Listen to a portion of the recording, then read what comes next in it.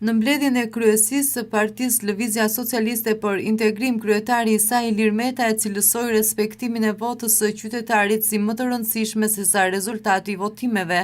Ai tha se të gjitha partitë politike duhet të distancohen nga çdo fenomen negativ që cënon integritetin e votës së qytetarit, duke i bërë thirrje edhe vetë qytetarëve që të denoncojnë çdo fenomen abuzimi. Do të demonstrojnë vullnetin jashtëzakonshëm të kësaj mazhorance për të respektuar votën e qytetarëve shqiptar, gjë që ka nisur që nga respektimi i pavarësisë së institucionit të Komisionit Qendror të Zgjedhjeve, ashtu sikurse jam i bindur që do të tregohet hap pas hapi në çdo element të fushatës elektorale, duke garantuar një transparencë maksimale në këtë proces.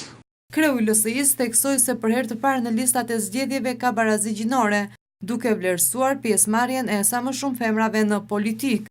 Tashmë me ligj do të kemi një barazi të plot gjinore në gjitha këshillat e bashkive, pasi vërtet është një mundësi e shkëlqyer për të hedhur një hap të rëndësishëm për gjithë modernizimin e sistemit tonë politike shoqëror, jo vetëm në nivel vendor, por edhe në nivel kombëtar. LSI ka zyrtarizuar 3 kandidate femra për Bashkinë Gjirokastër, Pogradec dhe Porrenjas.